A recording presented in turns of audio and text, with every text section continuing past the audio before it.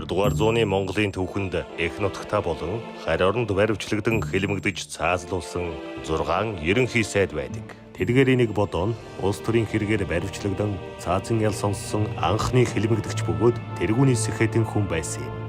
1922 оны 8-р сарын 31-нд улс төрийн хэл сэргээр цаазаар ахуулсан байна.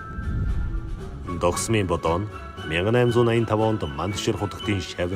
Дэндвийн отог одоогийн Төв аймгийн Сэргэлэн сумд төрж бага наснаасаа их хүрээнд их монгол хэл бичгийн сургуульд суралцж шавийн яманд бичээж хийж байгаад хаант Оросын консулын дэргэдэх орчуулагч хэлмэрчдийн сургуульд багшаар ажиллах болжээ. Бодоо Монгол, Төвд, Манж, Хятад хэл бичгийн боловсролтой сэхэтэн хүн байсан юм. 1919 оны намар бодоо нь консулын дэнжийн нууц бүлгмийг үүсгэн байгуулж улмаар 1920 оны ихээр зүүн хүрээний нууц бүлгэмтэй нэгдэж Хятадын дарангуулыг буруу шаасан ухуулах хуудсууд их хүрээнд их гамин цэргийн хүч байрлалыг судлах богд хаан болон бусад томоохон ноёд язгууртнуудын үзэл бодлыг тандах зэрэг ажлуудыг хийж байжээ. 1921 онд шивэд эхэлсэн хуралдаанаар Монгол Ардын намыг албан ёсоор байгуулж гадаад хэргийн сайдаар бодоо томилогдож улмаар 1921 оны 4-р сарын 16-нд Чагдаржавын оронд Монгол улсын ерөнхий сайд болжээ. Тэрээр 1922 оны 1-р сарын 7-ны өдрийг хүртэл Монгол Ардын төр ба байнгын засгийн газрыг тэргүүлэхдээ улс орноо харийн төрөмгийллээс бүр мөсөн чөлөөлж тусгаар тогтнолоо дэлхийд дахинаа хүлээн зөвшөөрүүлж Орос, Хятад, Америкийн нэгдсэн улстай найрсаг, эрхтгч харилцаатай байхыг тэргүүлэх зорилт болгож түүнийгээ хэрэгжүүлэхийн тулд нэлээд бодиттой ажил сэлж зохих үр дүнд хүрч байсан юм.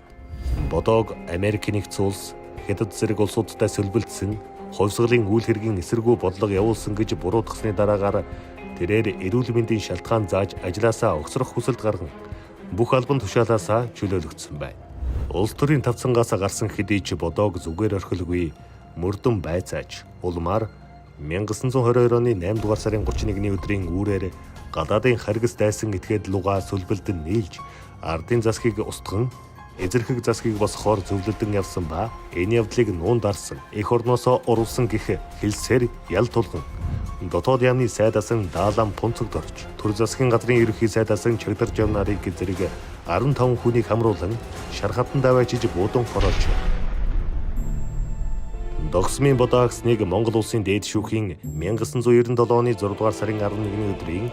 232 тоод тогтоолоор ноогдуулсан хэргийг хэрэгсэхгүй болгон нэр төрийг нь цагаатгсан байна.